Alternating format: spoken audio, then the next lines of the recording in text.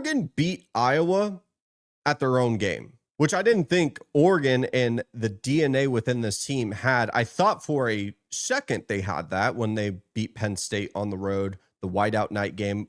We've talked about that story ad nauseum, and I still sort of believe that you can crystallize that moment and hold the value of it, but let's call a spade a spade. It's not as valuable as we thought initially in the moment, as Penn State has completely fallen off a cliff. James Franklin isn't even coaching there. And people begin to question, especially with how Oregon played in the month of October. They got manhandled by Indiana. They had a weird, ugly game against Wisconsin, who, by the way, just beat Washington. We'll talk about that in a bit. But Oregon, if you were to just not see the score, but you saw the box score, Oregon outrushed Iowa 261 to 101. They won the turnover battle and averaged 7.3 yards per attempt. Oregon, when a lot of people were expecting Iowa, who the vibes were high, they were expecting potentially go on a college football playoff run. They would have to win out, of course, but if you get this win against Oregon, everything's on the table. You could go on the road and beat USC. USC's defense is vulnerable to the run. You could potentially go on the road and beat them. There was everything in front of Iowa in this game. You throw in the fact that it's ugly weather. I mean, everything is brewing, and as we get closer and closer to Saturday, you have Kirk Herbstreit talking about, Iowa's going to win this game. All these different little pieces and bits pointing to an Iowa win. And we get on to Saturday.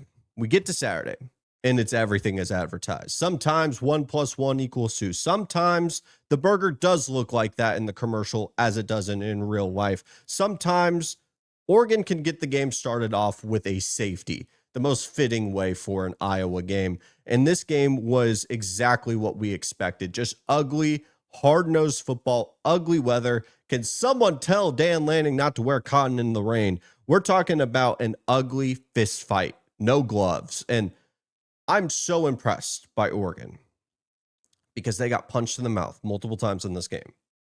Iowa continues to claw, and they claw, and they claw. And like I said in the preview video, I said Iowa's not going to beat themselves. And there was moments where Iowa, of course, beat themselves. The snap that went over the punter's head for that safety. But Iowa's a team that if you give them the opportunity to take the game, they're going to take the game. And hell, they had the lead late in this game. And Dante Moore, who had an ugly game across the board in ugly weather, throws a dime down the right sideline to keep the drive going, to give them an opportunity to win the game on a game winner on a field goal. What a game this was. I mean, shout out CBS. They did a fantastic job for this. And frankly, I was so impressed for the resilience of this Oregon program. I said this before. I said, are we about to see Oregon's best version over the next couple of months? Did we see that Oregon learn their lesson from 2024, where they ran the table, went undefeated? And you could ask the question, as we go into 2025, the question continues to be brought to the table of who is going to play their best football.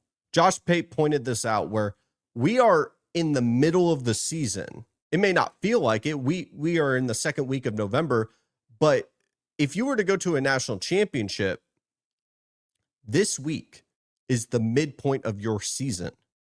So you can scratch everything we just saw in September, October, and even early November. You could say, we still have our best football in front of us. We just won an ugly fist fight against Iowa, a team that is going to play sound football and hit you in the nose multiple times for all 4 quarters. We didn't even play our best and found a way to win.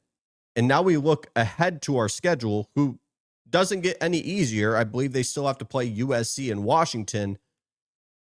But this team could still play their best version of football moving forward. Now, for Iowa, of course, college football playoff chances are out the door now. It's just one of those things where Iowa has a very high floor. They're going to be scratching at that door every single time. But kind of like Missouri, when they have these big opportunities, they're not going to be able to step up to the moment. Now, they obviously had an opportunity, and I'm not acting like they got beat down like I originally expected, but this is Iowa football. I don't know what else to expect. Until Kirk Ferentz isn't the head coach, this is going to be the same team in my eyes moving forward.